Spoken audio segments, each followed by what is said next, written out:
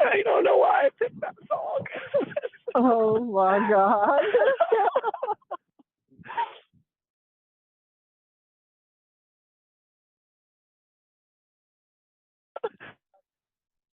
I was thinking, welcome everybody. My name is Morgan Dixon. It's my friend Vannesa Garrison on the line. Welcome to Girl Trek. Welcome to the Liberation Line, where 1 million Black women walk in solidarity around the issues and the organizations and the leaders we care about and we hold up. Today we're talking about domestic violence, and I'm telling you, I started crying because I remember, Vannesa, about a year ago, when I was in my darkest moment, you said, just keep your heart open, Morgan, just keep your heart open. And that song said, I still lost my mind 1 million times, but you kept my heart alive. And I am so grateful to God for you, for this movement, and for this topic, for every single woman out there who is on her last thread and who feels like maybe she's going to lose it, or maybe she's alone, or maybe she doesn't know what to do. I encourage you to listen to this call today. There's going to be so many resources and so many testimonies, and I just want to give you my own. I'm standing here strong, and I'm so grateful for artists. I'm so grateful for artists who come through with songs and with praise and with worship and with gratitude. So yeah, that song tore me up. I'm going to pray, Morgan. Okay. God, yes. from wherever the sound of our voice has reached a woman, and in the places it hasn't reached them, fill in the gaps.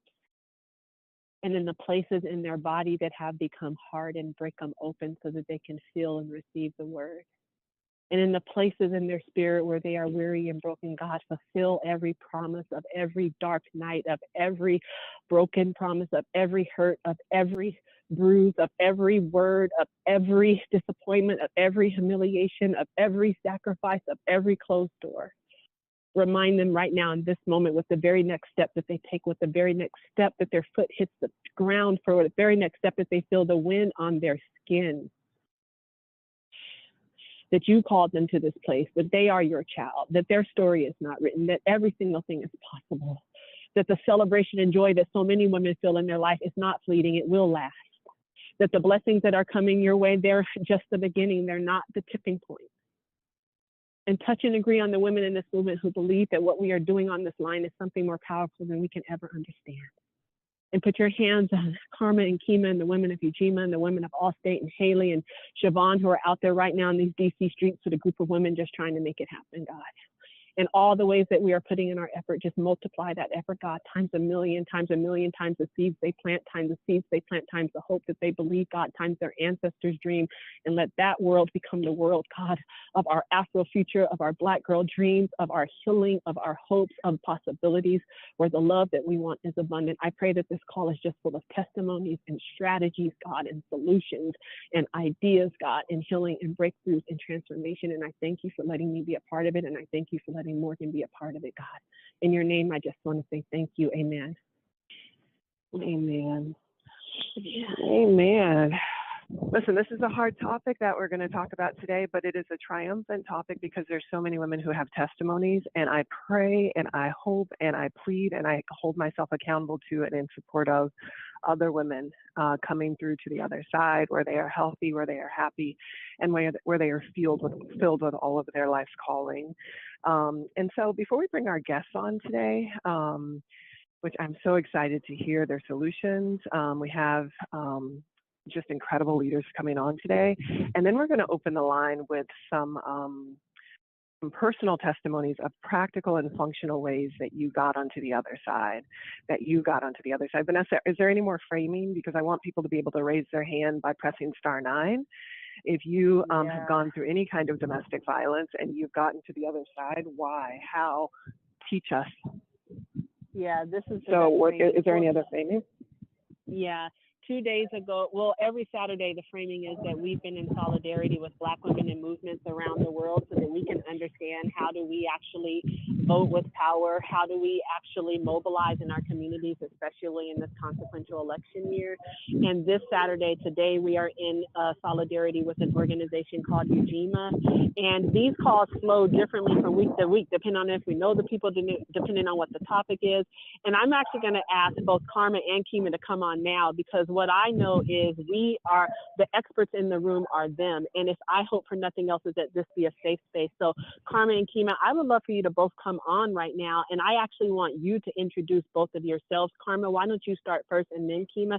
And Karma, can you tell people who you are the daughter of? And can you tell them the work you do? And then Kimya, can you answer as well? And then can you both, after you answer, give your hopes for what you hope this call will be to help us set the context for today before we bring women on the line? And I know we're going to talk about everything from what is domestic violence to how does it manifest in our lives to what are the resources and solutions before we bring people on. But can you just set the tone and come right into the conversation? Absolutely. Thank you, Vannesa. And thank you so much for partnering with us. The Girl Trek movement is amazing. I'm Karma Cottman, CEO with Ujima, the National Center on Violence Against Women in the Black community. And I am honored to be here as the daughter of Diane, the granddaughter of Teresa and Viola, walking in their footsteps as we really work to empower, to heal as Black women, and specifically to talk about the issues of domestic violence. Ujima is a national organization. We are culturally specific by and for the community, working to end domestic violence, sexual assault, and community violence. And I'll turn to my sister, Kimya. Hi, thank you so much, Karma. Thank you everyone for having me. I'm so excited to be a part of this call. I'm Kimya Motley. I'm the Chief Communications Officer at A Call to Men, which is a national nonviolence organization who work with men all over the world to end violence against women and girls. I am, you said you wanted me to share with you who I'm the daughter of, so I'm going to tell you I'm the daughter of the king. I'm the daughter of Dorothy, granddaughter of Elizabeth and Cora, and just excited to and hopeful to bring my experiences on the line. One of the things that's important for me is to normalize the conversation around domestic violence. The more we talk about our stories, the more we share them, the more hope we give other women that not only can they come out of intimate partner violence and begin their healing journey, but they can have thriving lives after it as well. Well, I know we wanted to share resources and share information, but I think it's critical for us to be grounded in a survivor story. Yeah. So Kimya, do you want to start? I sure will, yes. So I will share that my story does have graphic elements of domestic violence, but I promise you all, we are going to end in a better place. Knowing that we have other survivors on the line makes me very cognizant of that. Like Morgan, I'm so grateful, to you even for sharing just a little bit of your experience, and I find myself in similar thought, and that's one of my favorite songs too. So I just want to say that to you. So I grew up in a household where domestic violence was present regularly. And it's important for me to share that with you because I grew up in it. So as a young woman, I didn't even know to call it domestic violence. I didn't know to call it intimate partner violence. I didn't know to call it anything. I just thought it was part of a relationship, right? By the time I'm a young woman, every relationship at that point had been physically or sexually abusive in some way. So when I met and married the man of my dreams, or so I thought, I really felt like all of that was behind me. Like he would have tea parties with my daughter. She was 5 years old at the time when I met him. He would play basketball games with my son. and my son was about 10 years old when I met him. My son is also on the spectrum. So having someone just, seemingly lovingly embrace my children was part of everything I thought I wanted. He would also bring me flowers and things like that. He basically did everything that I wanted a man to do because I told him all of these things in the first few dates. So I want you to put that in your back pocket. We're going to talk about that a little bit more later. But by the time we got married, the mask that he was wearing began to fall off. Okay, he no longer did those things, and abusive behaviors emerged. By the third year of our marriage, he'd become abusive to my son. And that was really when I felt like all the alarms were ringing.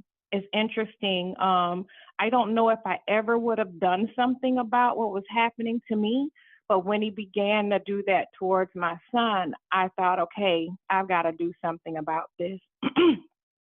He was removed from our household in that third year of marriage, and he had to go live somewhere else because he had done something physically abusive to my son, but he was still exerting power and control over our household. So by the time our fourth year of marriage, I realized, okay, let me just get up enough nerve. I'm going to have enough courage to go ahead and ask for a divorce. Now, reminding you that I did not know that I was in an abusive situation for myself. I did not know that I should have a safety plan. Not knowing any of those dynamics of abuse, I was just really proud of myself for, finally having the courage to tell him, no, we're getting a divorce. And he texted me that morning and said, I'll be glad when those divorce papers get here. So in my mind, he was on board with it, but he was not. I was going to take my daughter to daycare early one morning. She was in 5th grade at the time, so I was taking her to daycare for before and after school, and I was on my way to school as a teacher.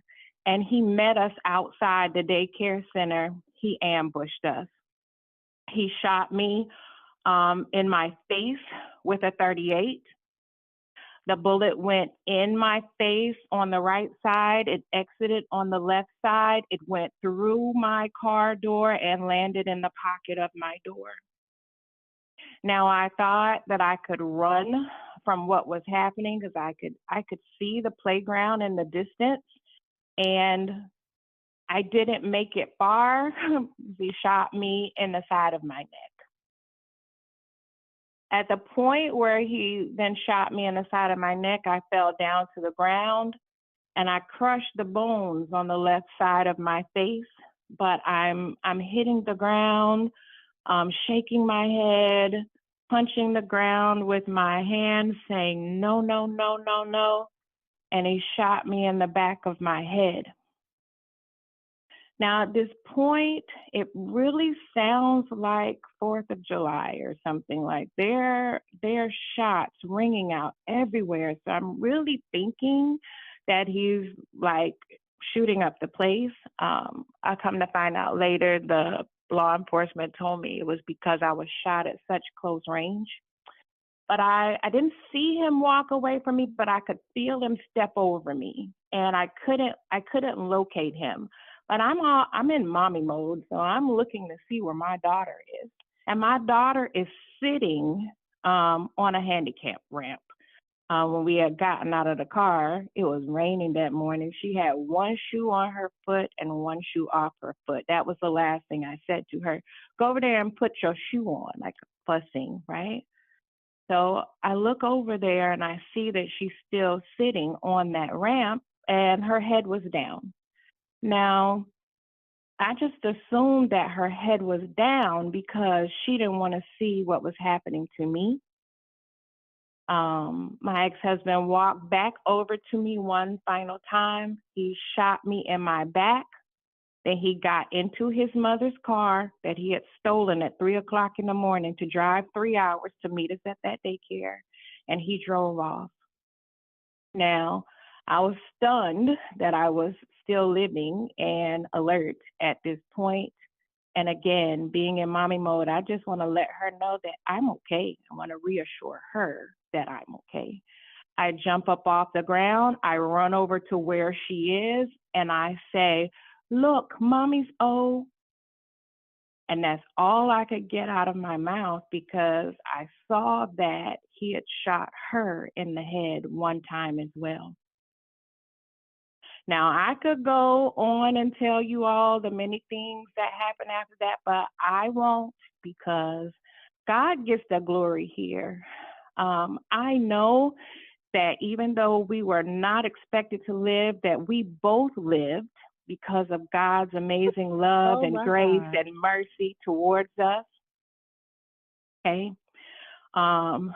My daughter had to learn how to walk and talk and feed herself, read, write, everything all over again, but she did.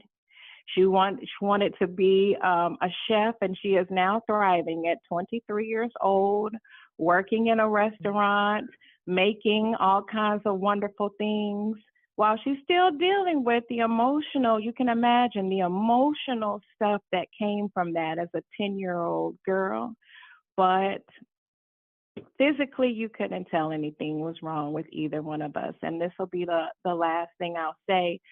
Not many people live through being shot 4 times, so I knew God was telling me, I'm about to use you to share this story, to help normalize these conversations about domestic violence, and to heal other people.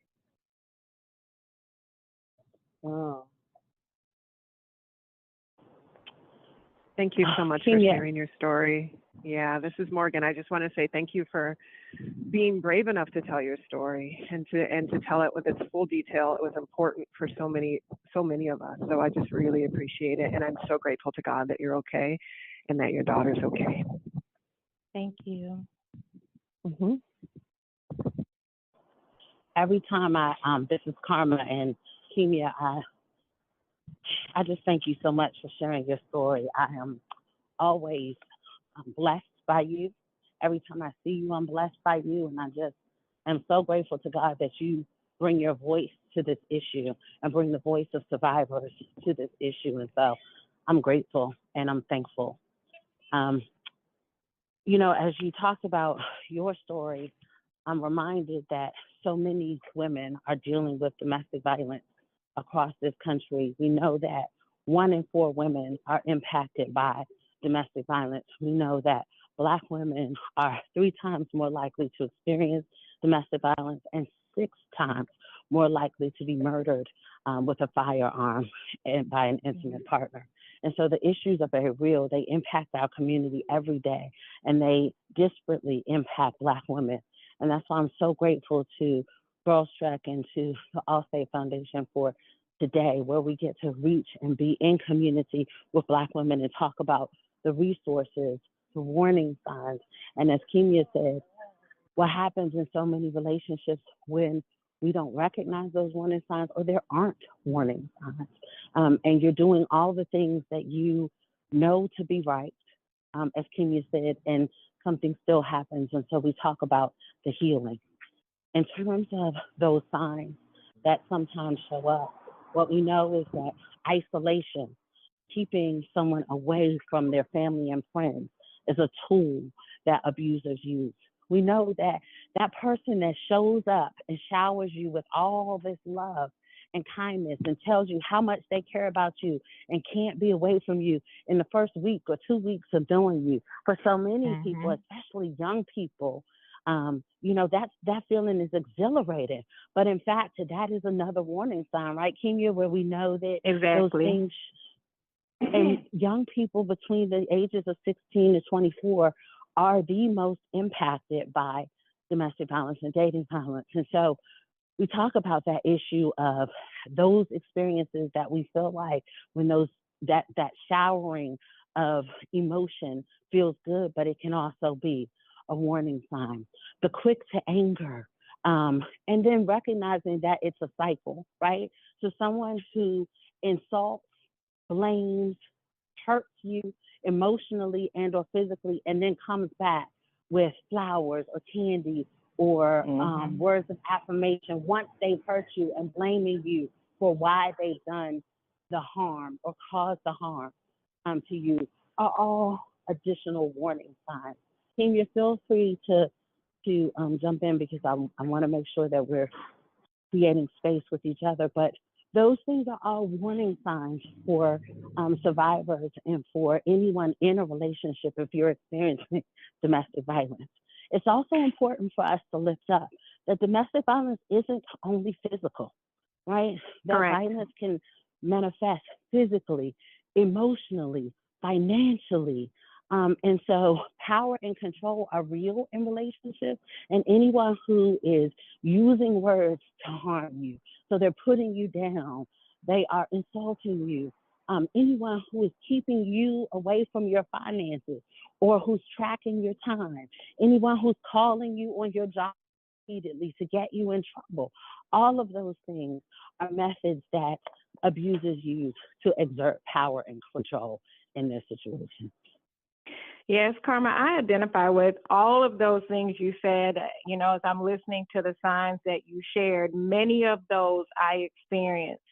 A lot of times when I share my story with people, they'll go, "Oh, wow, your story is so violent. Like my husband is not shooting me or whatever." Well, mine didn't start off, shooting me either. Something that you said early on there, Karma, about just getting involved too quickly, sharing those intense emotions very early.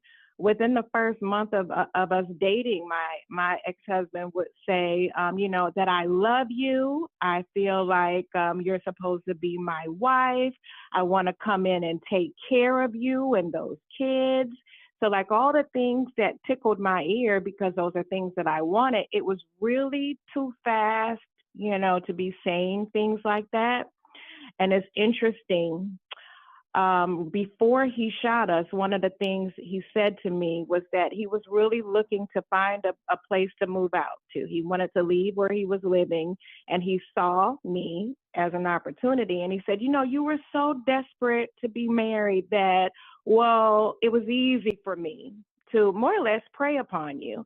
I'm not saying that all men that express those emotions early want to do that, but you have just got to keep your eye open for certain things like that. And then, when you said that abuse could be more than physical, it could be emotional, it can be verbal. My ex-husband did things like in the middle of the summer, he would turn the heat all the way up in the house if I didn't listen to him, so that the heat was blaring in 95, 100-degree weather. I was living in Georgia at the time. If anybody knows, it's hot and it's humid there enough already. He would do things like that. To wake me up in the middle of the night, he would throw a whole cup of Mountain Dew on me. Now, these are things, if I were to call law enforcement, which we really don't do in the Black community, we have other reasons for not doing that. But if I were to, I wouldn't have any proof that anything happened because they're looking at physical, right? So throwing Mountain Dew on me, turning the heat up in the middle of the night, punching holes in the wall. He would say, they're my walls. I can punch holes in them if I want to. All of those are things that were signs that were not physical abuse of me, where they left marks or bruises. So I'm so grateful to you, Karma, for uplifting those things. Kimya, this is Vannesa. Can I actually interject here with a question? I am so appreciating the specificity around the actual type of signs and behaviors that women should be looking for. And the more and more you talk, even at the beginning of this call, I was curious to understand what is the work that you do with men, and how do you feel like from the story and the testimony that you told us, like what is the work you are doing? Because I don't ever hardly hear the conversation coming from the other side around what are the warning signs for the men, or what is the work that we do, or can you just talk about that for a second? I can, yes. So I work with a call to men in a variety of capacities, actually. I got started with them because really after the shooting, my whole goal was just to work with women and children, because of our situation. But I noticed that I would go to all of the events, I would share my stories, and women were showing up in large numbers, but I was talking to the same group of women. We were talking to each other, and we were not making the dent, in domestic violence like, we wanted to in our state. And I just felt like something was missing, but I didn't know what it was. I heard our CEO, Tony Porter, give a keynote on the Man Box, in which he talks about the collective socialization of men, how men are socialized really to view women as objects, particularly sexual objects, to view us as having less value than men, to view us as their property. And when I began to listen to this unfold, all these light bulbs started going off in my head, and I thought, oh, wow, this is different. But I want you all to know at this point that I still thought men were the enemy. Like I would call them that species, right? Tony started making me think a little bit differently about it. So very long story short, because it was a journey to me starting to work with them. But just note that I'm always like watching men, right? So when I started working with them, because I was like, oh, this is great. You all do all this Man Box conversation, but how are you really, behind those stage doors, if you will? And I would watch them with their children, right? I would watch them with their daughters, and I would watch them with their partners. And there's something about that just began to heal me. Like watching Tony with his daughter would heal the little girl in me that did not see my father ever look at me in the way that he looks at his daughter, or treat me with kindness in the way that he does. And same for the other men. To work with men who show up every day and say, hey, we want to end violence against women and girls is just so incredibly part of my healing journey. Now, what we do, we teach wherever men and boys are. We teach domestic violence and sexual assault education to the NFL, hockey league, soccer, all the professional leagues, basketball, all of them.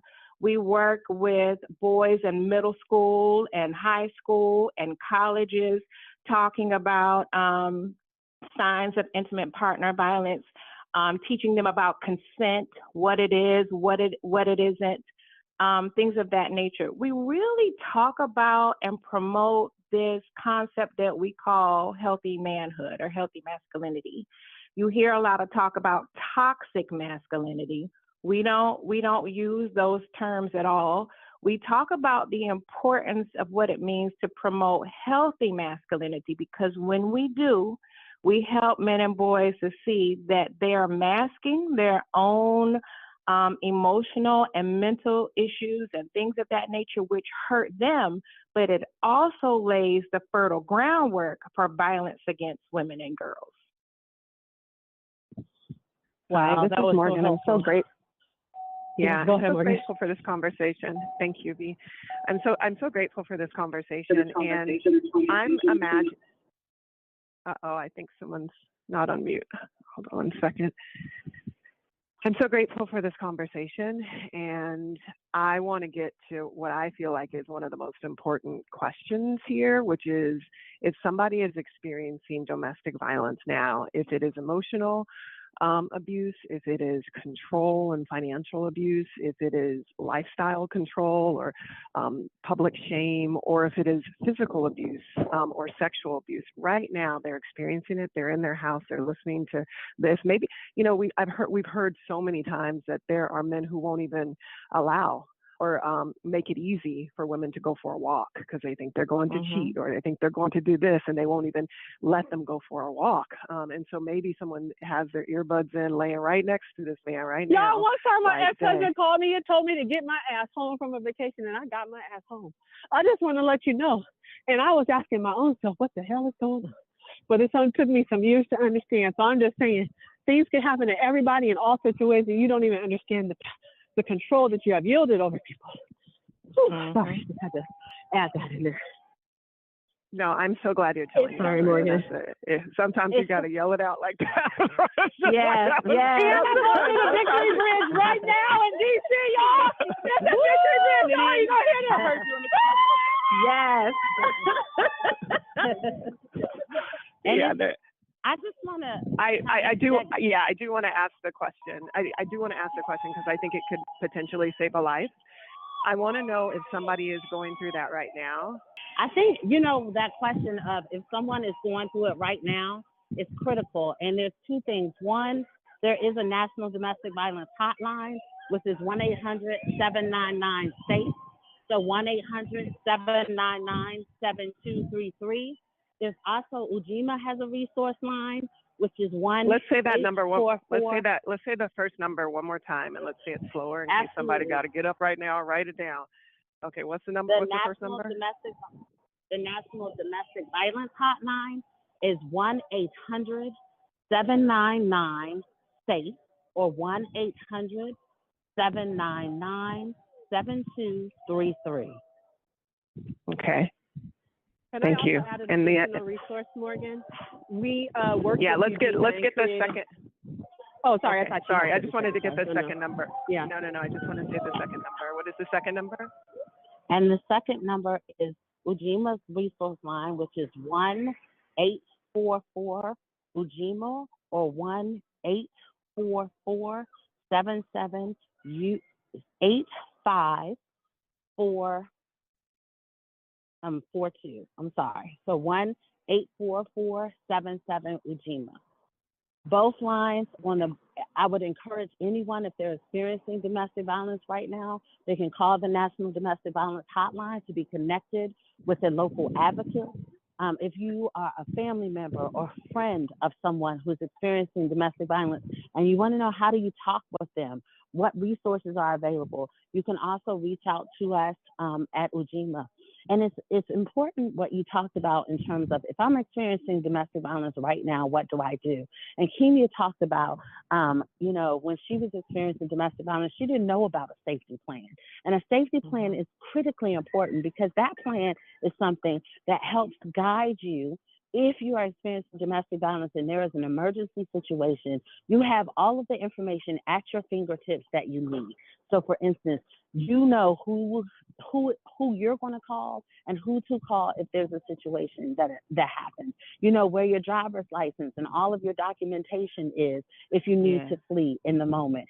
So many times, and you all know because we just did a walk, right? You do the walk and you've got all the adrenaline going. And so when something happens, you don't know where you're going. You know, everything is happening all at one time. And so the safety plan allows for you, if something happens, you've got everything that you need to flee that situation right at your fingertips. And it's critically important. But what Kimya said in terms of ambush is also important because you may not in the moment have access to all of those things. So what do you do in that moment?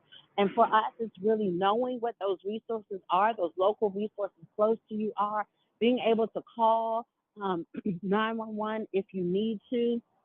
The other piece around the safety plan that's critically important, because Kimya's story also shared with us when she talked about her husband turned up the heat. He did things throughout their relationship that exposed her to violence. It's important that you document those things because in the moment, no, law enforcement might not think that that is something that's harmful. But when you have all of those things together, when you have a record and a log of all of the things that you've experienced together, then those things compounded can also raise the ire of both law enforcement and the courts if you have to flee in the moment.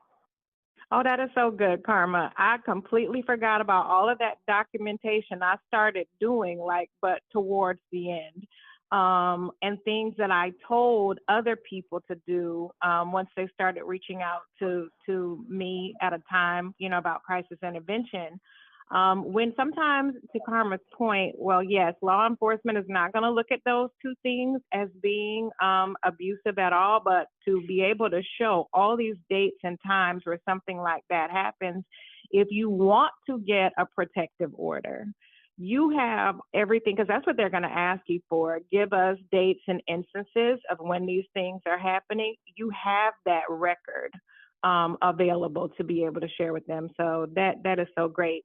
There's two other parts of safety planning that I thought were important for me too, that of course I didn't know about, but like being able to, if you have children, being able to educate them about your safety plan, like what are the safe words, if there is a protective plan in place, being able to share with your children's school what the orders are, because a lot of times when you have someone perpetrating that violence against you, they'll begin to go to the school and find other ways to manipulate you, like taking the child out of school and things of that nature. If it's a part of your plan and you have court orders that they're not supposed to take them out of school or come and visit, it's important that those court orders are a part of your safety plan and that you share that with the people in your kids' lives.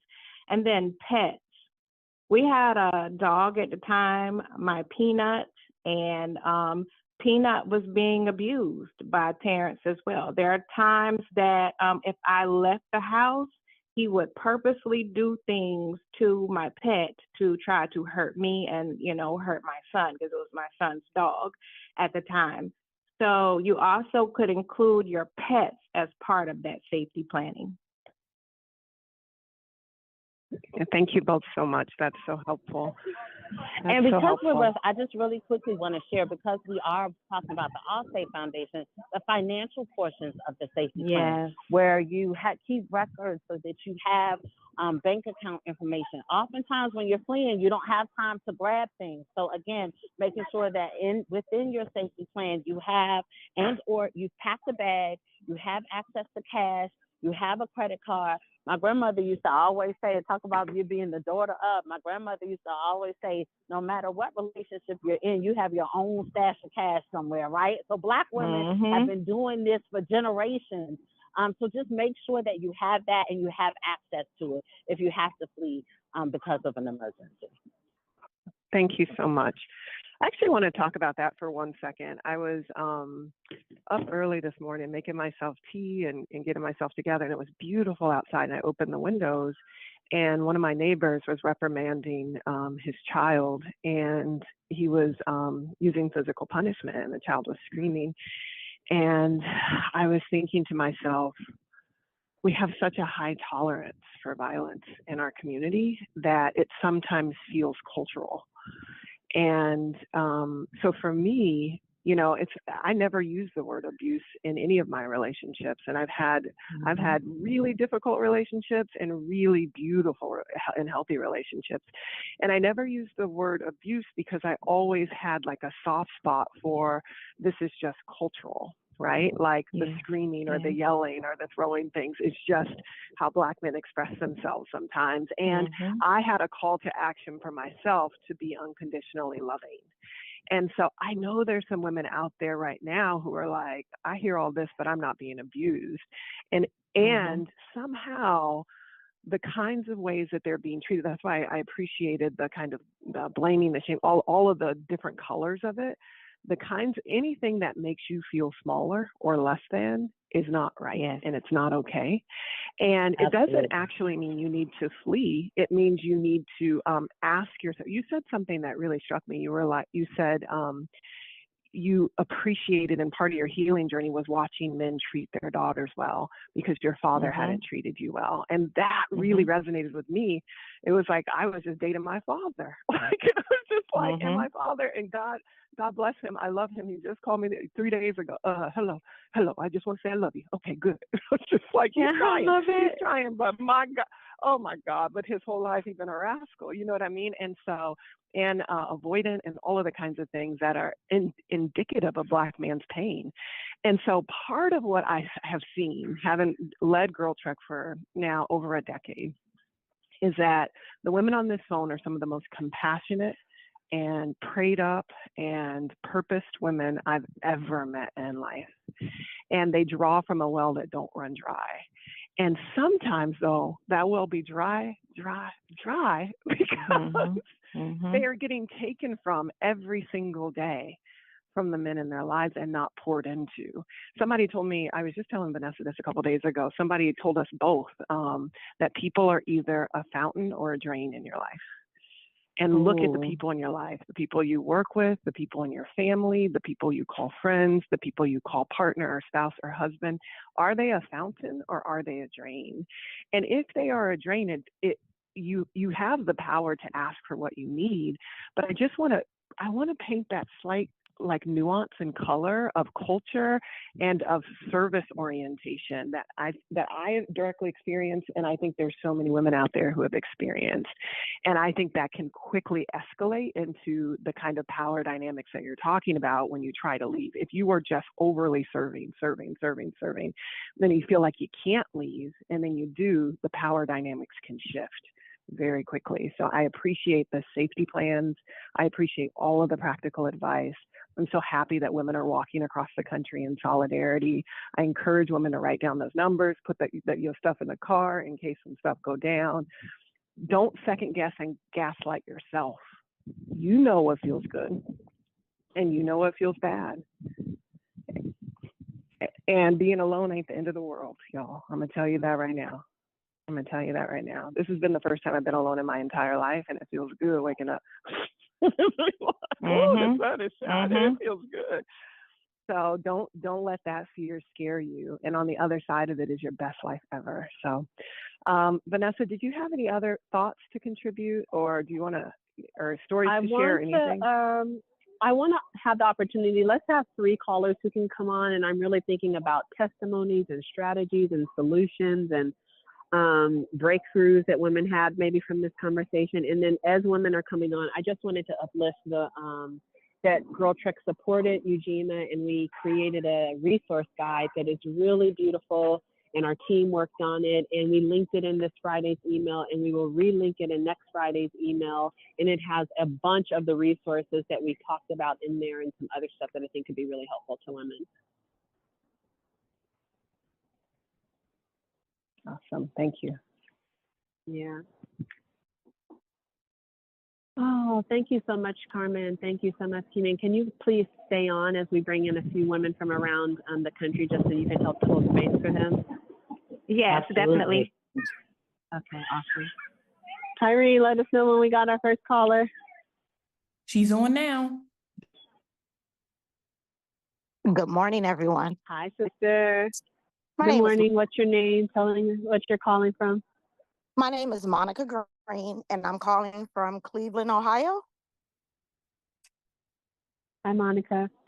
Hi. I just want to say thank you for bringing awareness to just touching subject.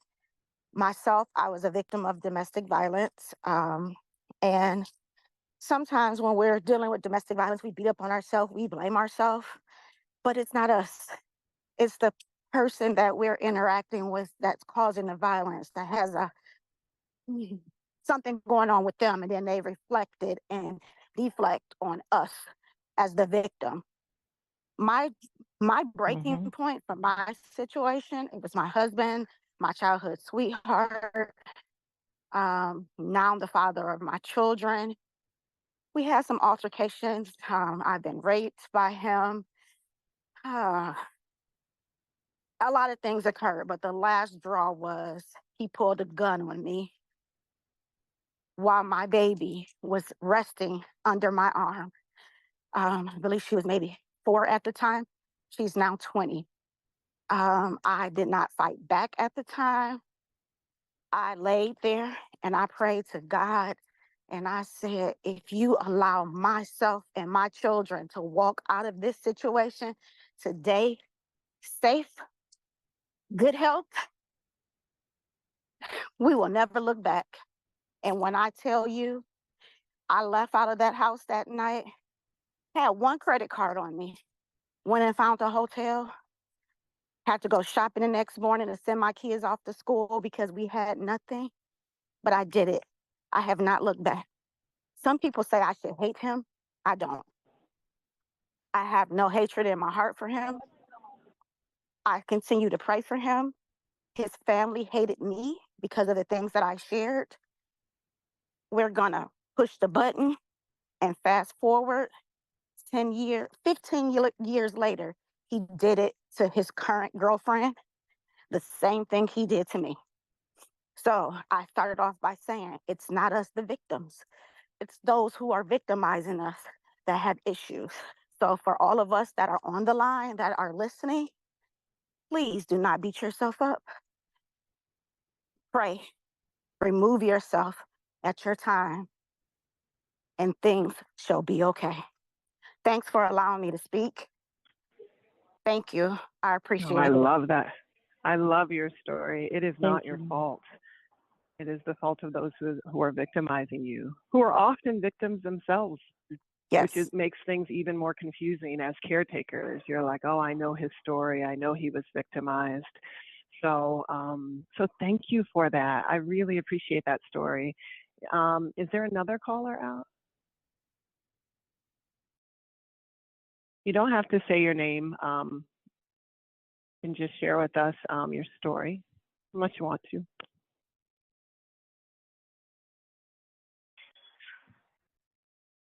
Good morning.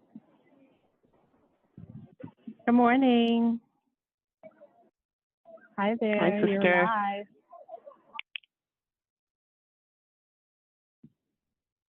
Sorry, she dropped, ladies. One Can you second. hear us? Oh, that's okay.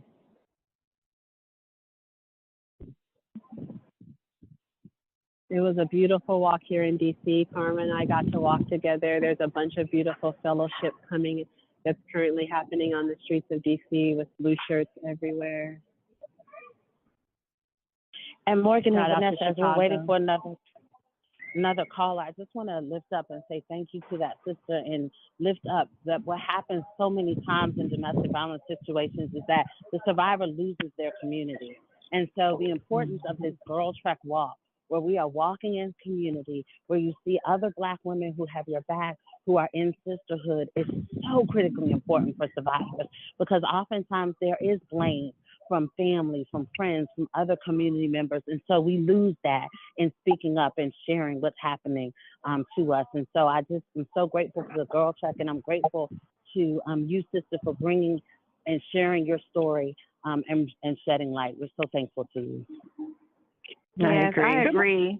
Yes, I was thinking about just meditating a little bit on some of what she shared, because everything that Karma was saying is true. And sometimes your biggest accuser is yourself. You know, you start wondering, what could I have done differently? What should I have done differently? And that's absolutely not something, you know, that we should do in terms of trying to blame ourselves for the abuse that happens.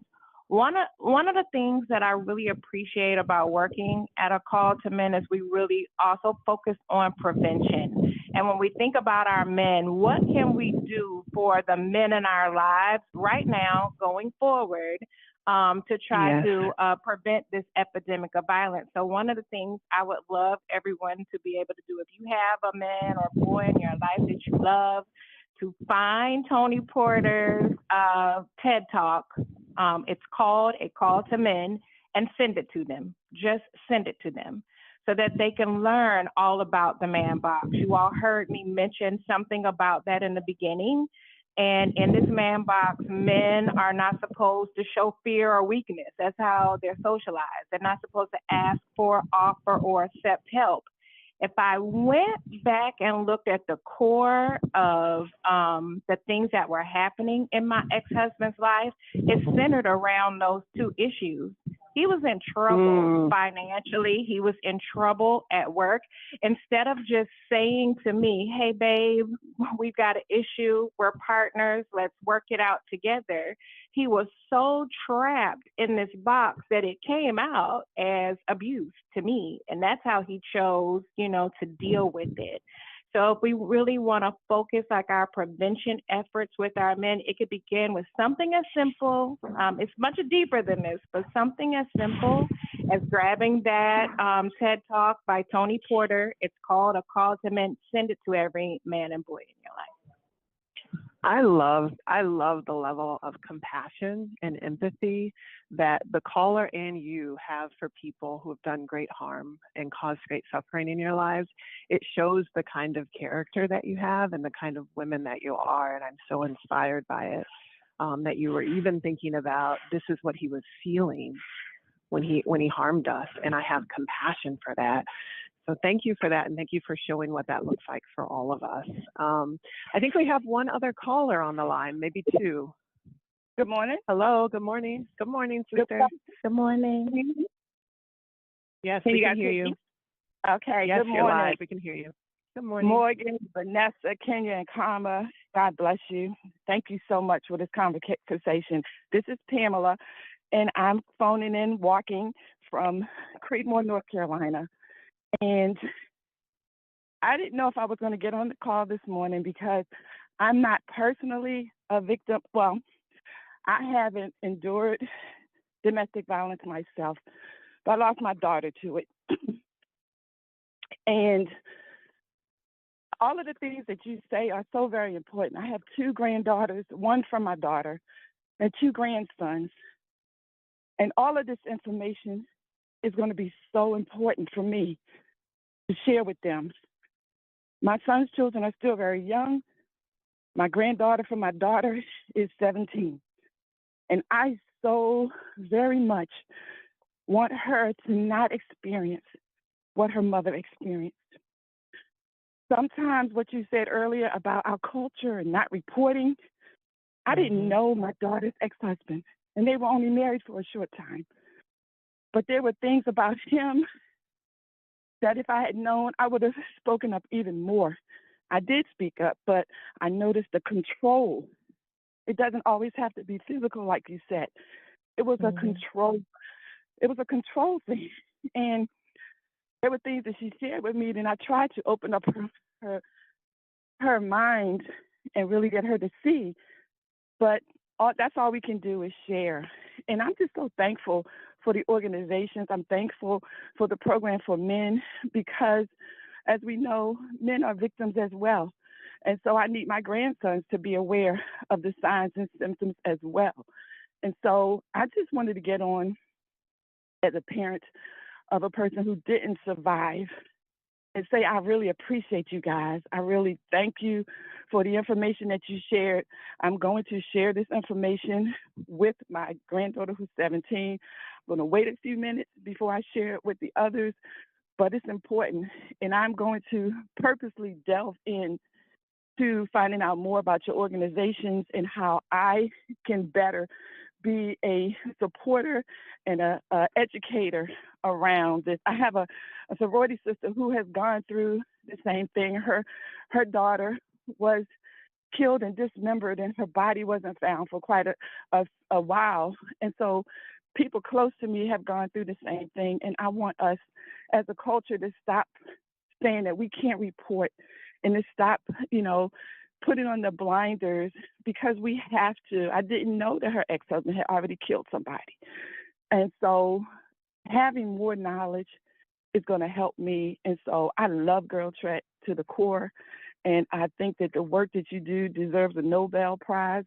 And I am looking forward to continuing all of these conversations. And I'm glad that I got the courage to dial in this morning. I was going to walk, but I didn't know if I was going to dial in. And so thank you so much for the opportunity. And thank you, ladies, for all the work that you do. Oh, sister, thank you so much. Thank you so much for being brave enough to raise your hand, because your story, I promise you, other mothers and other grandmothers are going to send this recording too, because you gave them that idea. And I am so sorry for your loss. And I am so sorry for your friend's loss. And I hope and pray to God that we can save lives on this call today, because somebody will recognize that they're being controlled, or recognize that even though they love this man and they love him so much, that they don't love the way they feel when they wake up in the morning, or that it doesn't feel safe, or that it doesn't feel safe.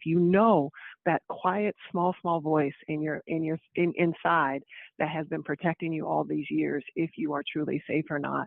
And so I encourage you to follow those instincts and those guts, and to listen to the women who have had these stories and deep, deep tragic losses. So I think we have time for one more caller. Yeah, let's take one more. Love this community.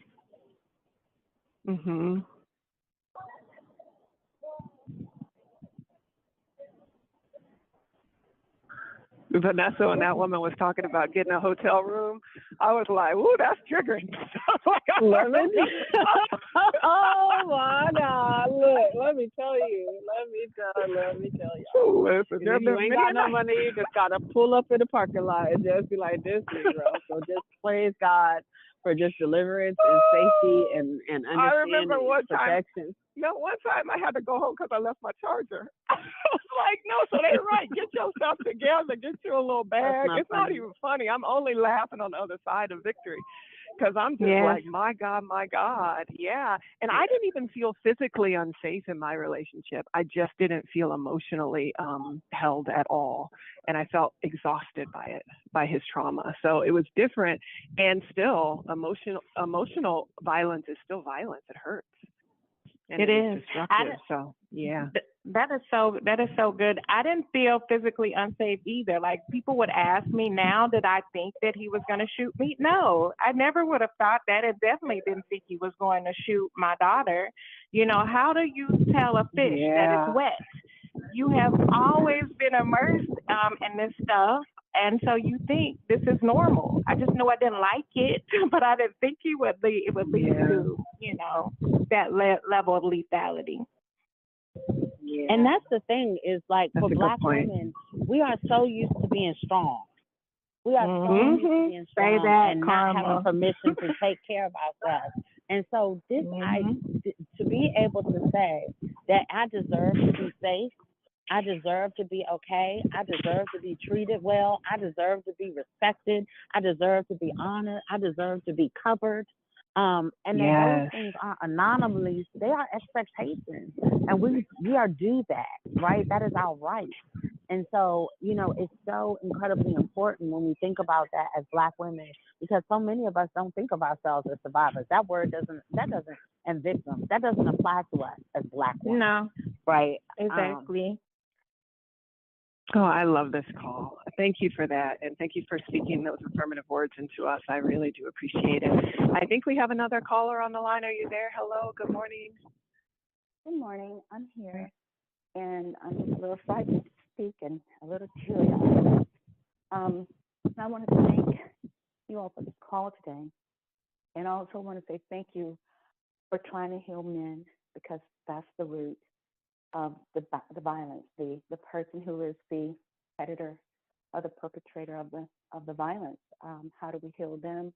How do we raise sons so that they are not these types of people that seek this unhealthy control over others, and especially for those who love them, is an easy point where they try to control. And I like that you said also that control can come in so many different forms, from, you know, not wanting you to coming back from vacation or telling a woman she can't travel on her job, that's her job. I don't want you traveling out of town because of trust issues.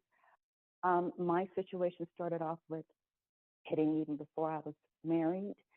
And like you mentioned, some things that are endemic of our culture. We think, okay, so my parents grew up where they were whipped, then they whipped, and then my mother would, you know, express control and discipline and love by hitting. And so I just thought it was normal. Started off with hitting, and then after hitting, got married, a little hitting.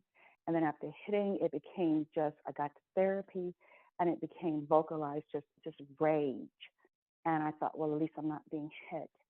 So I put up with the raging, and the raging is frightening. Once you've been hit, then the control is already there. When they start to rage, that you know to quiet it down, put that lid on it so you don't boil it over. And then you're still controlling. You do everything you can to just keep the marriage together. And I stayed in that for 32 years. And it turned into, next thing was financial abuse, extreme financial abuse. The type of abuse that when I told somebody, he said, people have died for less. It's the type of thing that breaks you in your spirit. When you're working every day and basically being prostituted almost, a legitimate job you're working, and somebody's taking the money out the back door as you're bringing it in the front door with trust. You're trusting them to covet your home and to protect you, and they're doing this thing. And when you tell people, they don't believe you. And as the woman said, when you get ready to leave, they blame you. You are to blame, called all kinds of names, and you're told that, why are you leaving? And it's like, that's all that happened because you said document. I think that's so strong because these subtle things that happen, like you said, somebody pouring soda on you, turning up the heat, that sounds minor. But if you document those things collectively, it becomes a story. People can see it, and you don't want to document. We don't even want to do that on our job. But sometimes we have to do these things. Make sure that if you do them, protect that journal, put it somewhere where it isn't exposed, because it's going to tip that person off and cause rage and even more violence. And violence isn't always hidden. It's just fear. It's a lack of peace.